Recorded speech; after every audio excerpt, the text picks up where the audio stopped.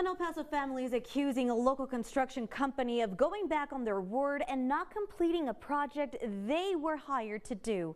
Thank you so much for tuning in to KTSM 9 News at 10. I'm Monica Cortez. I'm Andy Morgan. It's a story that has become all too common when it comes to some of these home renovation projects. KTSM 9 News reporter Jesus Baltazar has been investigating this story all day. Jesus, you spoke to both sides on the matter. So what exactly is at the heart of this dispute? And Monica, the family says they hired CSGSO Construction Innovations to renovate the restroom and recarpet the living room and hallway of their elderly and handicapped parents' home in late May. They said they were told the job would be completed in approximately 2 weeks, but all they did was destroy their father's home. Now the company says they had to deal with unforeseen challenges when working on the project and say they were not allowed to complete the job. The family invited me into the home to show me what it looks like today. Can't cope with it. The room is for my wife. The bed must be. It was a project for his wife. Carrion says he had set aside the $5,000 the project cost to renovate parts of his home, as him and his wife were both handicapped. But shortly after entering into the agreement, his wife died. They made a mess out of his house. It was a nightmare. I had to have carpet, brand new carpet, and this is what we're looking at. This is how they left it. Now the family said they had experiences with different employees coming week to week, some of them even complaining that the company had not provided them with the materials needed to complete the job. And then the restroom. The restroom is a mess. This is supposed to be for handicapped people, and it's not. They were supposed to remove everything, the walls, everything, because of mildew and all that. They didn't. This is where he, in the kitchen, brushes his teeth. It is uncalled for, and nobody should be living like this. Nobody.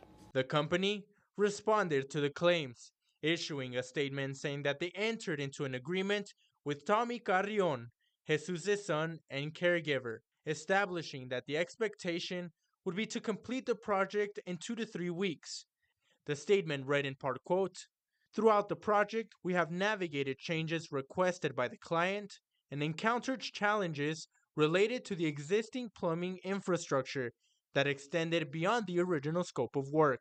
Unfortunately, unforeseen circumstances arose during the project, including a family bereavement that caused a delay of approximately 9 days. Subsequently, there were further interruptions as the client requested specific working hours, limiting our progress to a few hours on certain days and causing additional delays. The company claims they were nearing completion with only 4 days remaining before Ruby Mendoza prohibited them from accessing the premises and denied them access to retrieve their tools. The company's hired plumber described some of the challenges. To begin with, the house is 70 years old, and we replaced all of it with modern PVC pipe and modern fittings, PVC fittings.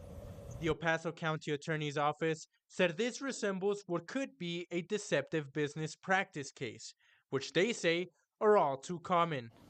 Was $5,000 worth of work done, or was it less, or was it more?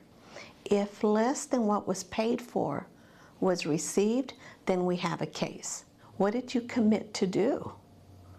And did you do it or not? And we have to make that analysis. Now, Laura Christopherson says people should research who they're doing business with ahead of time, such as determining if they're accredited by the Better Business Bureau. Now, victims of deceptive business practice should report it immediately to police, as time is of the essence for both parties. She says before entering an agreement, they should both have a clarity as to what work will be done and for how much money. Andy, Monica? Yeah, and Jesus, this particular story unique, but we see situations like these come up, especially when it comes to home renovations. I guess one question I have is the construction company, are they accredited by the Better Business Bureau? Well, Andy, I did scour the Better Business Bureau's database, which showed that CSGSO is not accredited by them. As for the construction company CEO, Sean Lawrence Payne, he does have 5 separate charges of deceptive business practice spanning over the past 7 years, but they were dismissed or disposed. He acknowledged the case's dismissals, but had no further comment at this time. From the newsroom, Jesus Baltazar, back to you.